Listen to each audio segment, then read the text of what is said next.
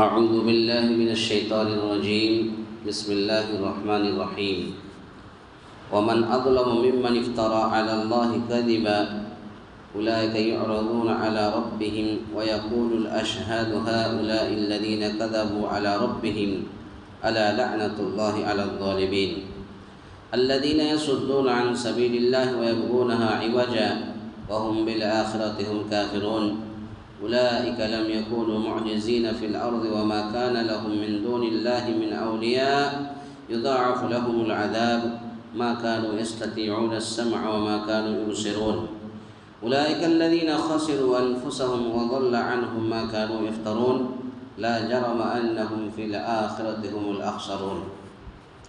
اللہ رب العالمین نے ارشاد فرمایا ومن اظلم ممن افترى على اللہ کذبا، اس سے بڑھ کر ظالم کون ہوگا جو اللہ پر جھوٹ باندھے.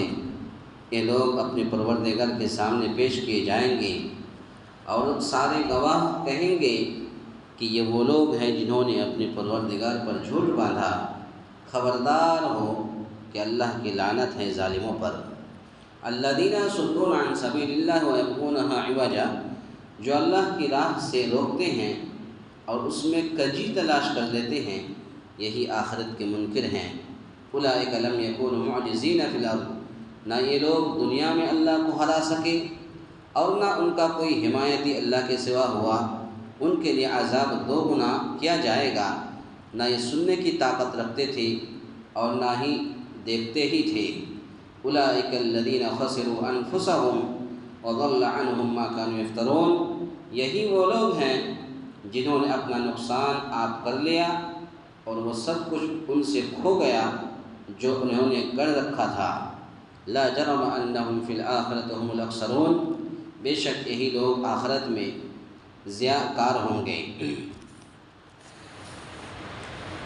اس آیت کریمہ کے اندر کفار مکہ نے، مشرکین مکہ نے اللہ پر جھوٹ باندھا اس کا تذکرہ ہے. تو اس سے بڑھ کر ظالم کون ہوگا جو اللہ پر جھوٹ باندھے، یعنی جن کو اللہ رب العالمین نے کائنات میں تصرف کرنے کا یا آخرت میں شفاعت کا اختیار نہیں دیا ہے. کسی کو بھی دنیا میں تصرف کرنے اور شفاعت کرنے کا اختیار کسی کو بھی نہیں دیا ہے. اگر کسی کو اختیار دیا تو وہ اللہ رب العالمین ہی کی ذات ہے. ان کی بابت یہ کہا جائے کہ اللہ نے انہیں یہ اختیار دیا ہے. حدیث میں اس آیت کی تفسیر آتی ہے کہ قیامت والے دن اللہ رب العالمین ایک مومن سے اس کے گناہوں کا اقرار و اعتراف کروائے گا. کیسے اقرار و اعتراف کروائے گا کہ تجھے معلوم ہے تو نے فلاں فلاں گناہ کیا تھا. کس کو بولے گا؟ ایک مومن کو. کب؟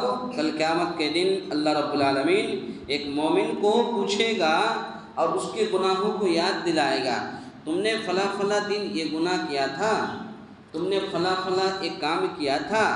وہ مومن کہے گا کہ ہاں ٹھیک ہے.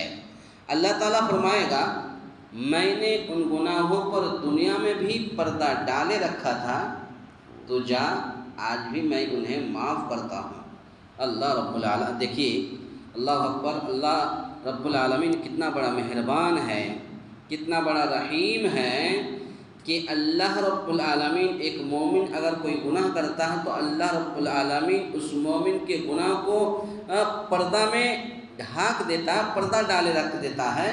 اور کل قیامت کے دن بھی جب ان کو اقرار اور اعتراف کروائے گا اور اقرار کر لے گا تو اللہ رب العالمین کہے گا جا آج بھی میں تجھے معاف کرتا ہوں.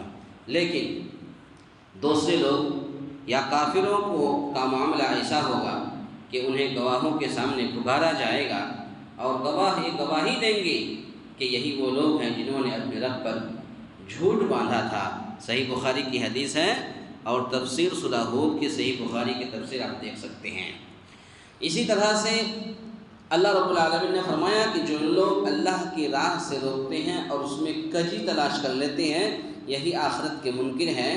یعنی لوگوں کو اللہ کی راہ سے روکنے کے لیے، اللہ کی راہ سے روکنے کے لیے اس میں کجیاں تلاش کرتے کجیا کا مطلب ہے ٹیڑھاپن، یعنی الٹا کوئی سوچ سوچے تو ٹیڑھاپن تلاش کرتے اور لوگوں کو اس سے نفرت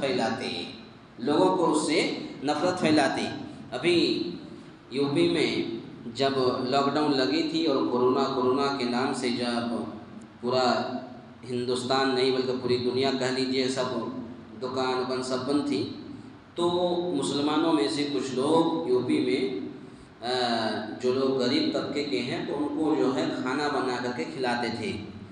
تو یوگی کو معلوم ہوا تو انہوں نے جو ہے وہ سب کو جو ہے مار پیٹ کے جیل میں ڈال دیا، یعنی وہ اچھا کام کرنے دیتے ہی نہیں ہیں۔ تو یہی ہے، جو لوگ اللہ کی راہ سے یا جو لوگ اللہ کے راستے میں جہاد کا معاملہ ہو یا کسی کی مدد کے لیے جائیں تو اس سے روکتے ہیں اور وہ ٹیڑھا پن تلاش کرتے ہیں اور لوگوں کے درمیان نفرت کو پھیلاتے ہیں۔ اسی طرح سے اللہ رب العالمین نے فرمایا کہ نہ یہ لوگ دنیا میں اللہ کو ہرا سکے اور نہ ان کا کوئی حمایتی اللہ کے سوا ہوا، ان کے لیے عذاب دوگنا کیا جائے گا، یعنی ان کا حق سے اعراض اور بغض، حسد، کینہ، کپٹ اس انتہا پر پہنچا ہوا تھا کہ یہ اسے سننے اور دیکھنے کی طاقت ہی نہیں رکھتے تھے۔ یا یہ مطلب ہے کہ اللہ نے ان کو کان اور آنکھیں تو دی تھی لیکن انہوں نے حق بات سننے اور دیکھنے، نہ حق بات نہ سن سکتے تھے اور نہ دیکھ سکتے تھے۔ گویا فما اغنى عنهم سمعهم ولا ابصارهم ولا افئدتهم من شيء، کہ نہ ان کے کانوں نے انہیں کوئی فائدہ پہنچایا اور نہ ان کی آنکھوں اور دلوں نے کوئی فائدہ پہنچایا، کیونکہ وہ حق کے سننے سے بہرے اور حق کے دیکھنے سے اندھے بنے رہے۔ تو جس طرح وہ جہنم میں داخل ہوتے ہوئے کہیں گے، سورہ ملک آیت نمبر 10 کے اندر ارشاد فرمایا لو كنا نسمع او نعقل ما كنا في اصحاب السعير، اگر ہم سنتے اور عقل سے کام لیتے تو آج جہنم میں نہ جاتے۔ تو پتہ یہ چلا، اور حدیث کا خلاصہ کلام یہ ہے کہ حق بات سنتے ہوئے اور حق بات کو دیکھتے ہوئے وہ حق باتوں پر عمل نہیں کرتے تھے، اور حق باتوں پر عمل نہ کرنے کی وجہ سے اللہ رب العالمین اس کو جہنم میں نہیں ڈھکیلتے۔ تو جو لوگ بھی اللہ رب العالمین کی باتوں کا انکار کرتے ہیں، نبی کریم صلی اللہ علیہ وسلم کی باتوں کا انکار کرتے ہیں، اللہ پر جھوٹ باندھتے ہیں، نبی پر جھوٹ باندھتے ہیں، تو ایسے لوگوں کا ٹھکانہ جہنم ہے۔ اللہ رب العالمین سے دعا ہے، یا الہ العالمین ہم تمام مسلمانوں کو کہنے سننے سے زیادہ نیک عمل کرنے کی توفیق عطا فرمائے۔ آمین۔ اقول قولی ھذا استغفر اللہ لی ولکم ولسائر المسلمین واستغفروہ انہ هو الغفور